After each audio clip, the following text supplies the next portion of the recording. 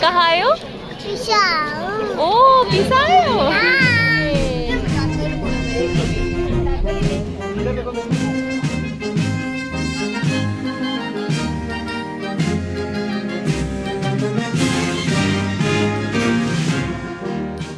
So guys again welcome back to my channel.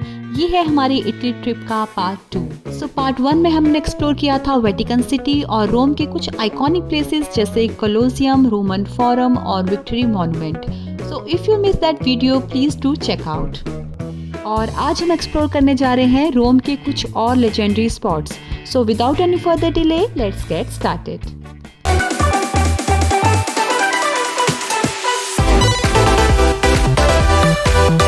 So guys सुबह सुबह हम अपने होटल के नियरेस्ट मेट्रो स्टेशन से मेट्रो लेके निकल पड़े रोम के मेन टूरिस्ट एरिया की तरफ।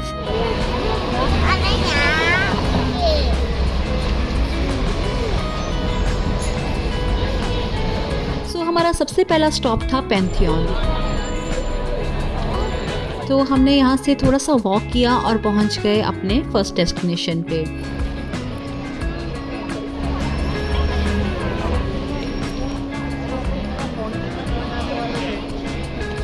पैंथियन तक पहुंचने के लिए हम पहले ही एक क्यूट सी मार्केट से होके गए, जहां हर तरफ सोवेनियर शॉप्स थी, रेस्टोरेंट्स थे और आर्टिस्ट थे जो काफ़ी अमेजिंग वाइब क्रिएट कर रहे थे।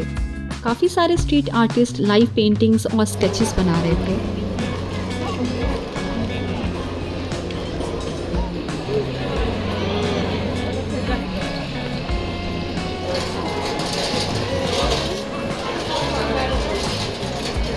फिर फाइनली हम पहुंच गए अपने फर्स्ट डेस्टिनेशन प्लेस पे, दैट इज पैंथियन।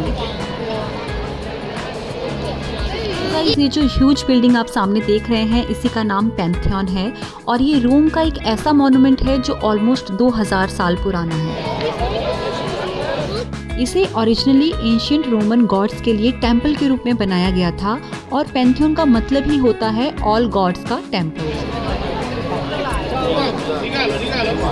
इसकी सबसे इंटरेस्टिंग चीज़ है इसका स्ट्रक्चर। इसका जो मैसिव डोम है वो दुनिया का सबसे बड़ा डोम माना जाता है जो बिना किसी सपोर्ट के बना हुआ है और इसके ऊपर सेंटर में एक होल है, वो इसलिए बनाया गया है ताकि नेचुरल लाइट इसके अंदर आ सके।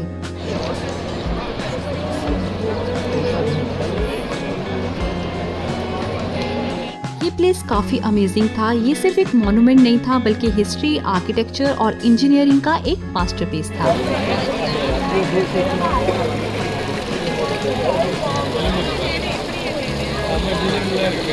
पैंथियन एक्सप्लोर करने के बाद हमने यहाँ थोड़ी देर रेस्ट किया क्योंकि हमारी काफ़ी वॉक हो चुकी थी।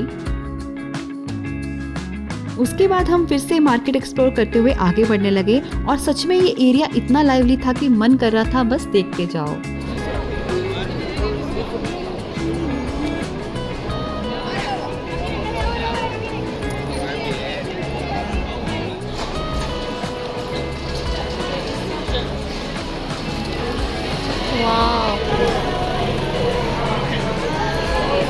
फिर रास्ते में हमें एक आइसक्रीम शॉप दिखी तो ऑब्वियसली हम वहाँ रुक गए और वहाँ से हमने कुछ यमी आइसक्रीम्स ट्राई की।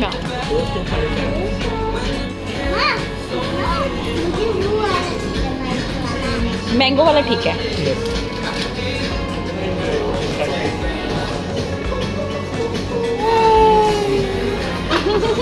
और आशफी को तो यहाँ की मैंगो आइसक्रीम बहुत पसंद आई।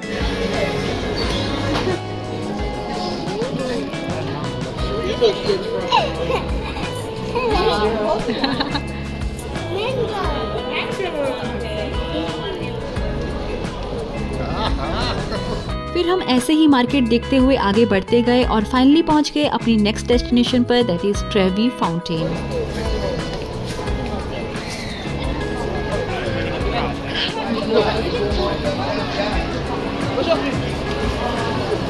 तो गाइज ये है ट्रेवी फाउंटेन जो कि रोम का सबसे फेमस और स्टनिंग फाउंटेन है। ये फाउंटेन 18th सेंचुरी में बनाया गया था और इसका डिज़ाइन काफ़ी यूनिक है जो इसे और ग्रैंड और ड्रामेटिक लुक देता है।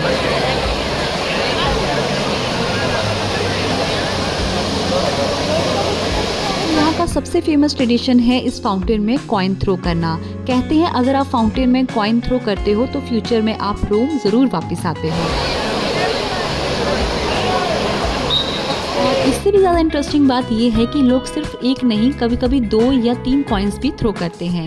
1 कॉइन का मतलब होता है आप रोम वापस आओगे, 2 कॉइन्स का मतलब लव या रिलेशनशिप के लिए, और 3 कॉइन्स को मैरिज या लॉन्ग टर्म कमिटमेंट से जोड़ा जाता है। और यहाँ पे एंट्री के लिए 2 यूरोज का टिकट था और ऑब्वियसली यहाँ पे काफ़ी क्राउड भी था। सो पैंथियन भी विजिट कर लिया और ट्रेवी फाउंटेन भी देख लिया। अब हम जा रहे हैं इसके नेक्स्ट पॉपुलर प्लेस पे, जो कि है स्पेनिश स्टेप्स।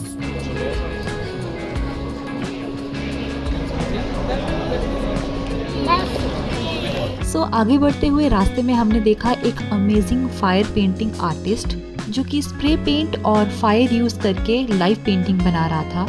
उसने स्प्रे पेंट्स और फ्रेम के साथ कुछ ही मिनटों में इतना ब्यूटीफुल आर्ट क्रिएट कर दिया कि सब लोग बस देखते रह गए।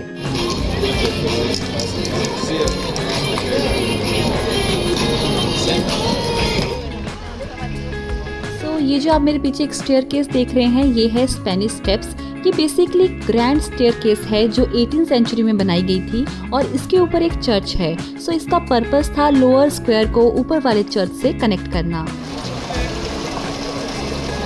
यहाँ पे आके लोग चिल करते हैं, इसके स्टेप्स पे बैठ के रिलैक्स करते हैं और फ्रेंड्स और फैमिली के साथ टाइम स्पेंड करते हैं। यहाँ आसपास का एरिया काफ़ी ब्यूटीफुल था। पूरा एरिया शॉपिंग स्ट्रीट्स और कैफे से भरा हुआ था।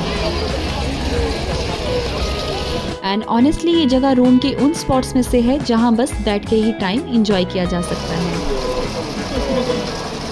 तो हम लोग भी फाउंटेन एरिया के पास बैठे और थोड़ी देर रिलैक्स किया।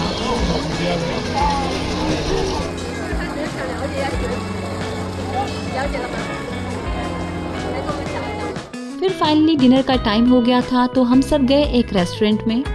फिर हम मेन्यू में ढूंढ रहे थे कुछ वेज ऑप्शंस और हमने यहाँ पे 4 different veg Italian pastas order किए। Ashvik, look at me.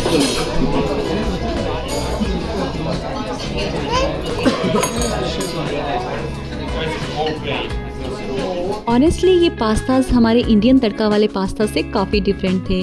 Less spicy, simple flavours, but the taste was authentic and super delicious.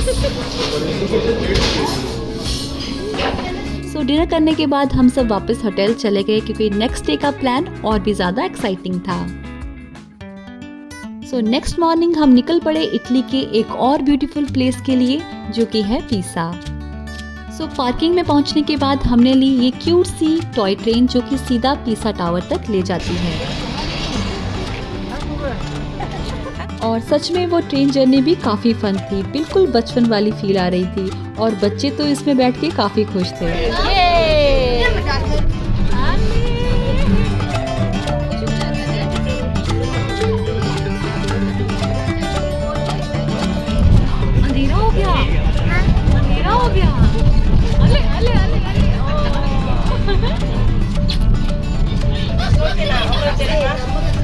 तो फाइनली हम पहुंच गए लीनिंग टावर ऑफ पिसा।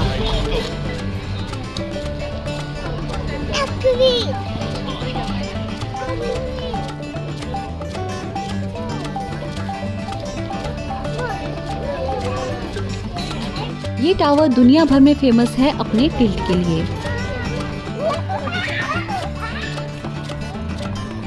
इसका कंस्ट्रक्शन 12th सेंचुरी में स्टार्ट हुआ था, लेकिन सॉफ्ट ग्राउंड की वजह से ये धीरे धीरे एक साइड टिल्ट हो गया, इसीलिए इस टावर को लीनिंग टावर कहते हैं।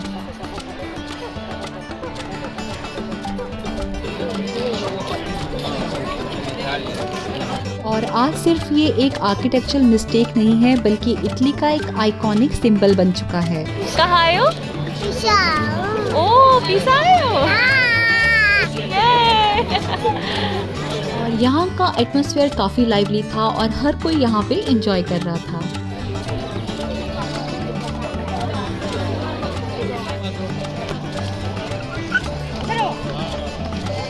यहाँ पे हमने काफ़ी सारी फोटोज ली, स्पेशली वो फेमस पोज जिसमें लगता है जैसे टावर को हमने ही नीचे गिरने से रोक रखा है।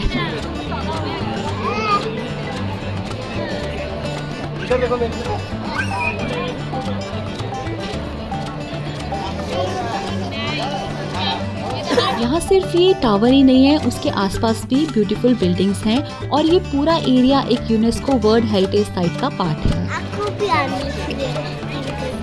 ट्रेन करके आ जाओ। अच्छा, इस जगह का नाम क्या है? ये पूरा एरिया एकदम सीनिक और पीसफुल था। बच्चों ने भी यहाँ पे खूब फोटोज क्लिक कराई और जैसे उनको बोल रहे थे वो वैसे ही पोज बना रहे थे और उनकी यहाँ पे काफ़ी क्यूट और कैंडिड पिक्स आई। यूवी नॉर्मल खड़े हो। हाँ, वेरी गुड, बढ़िया।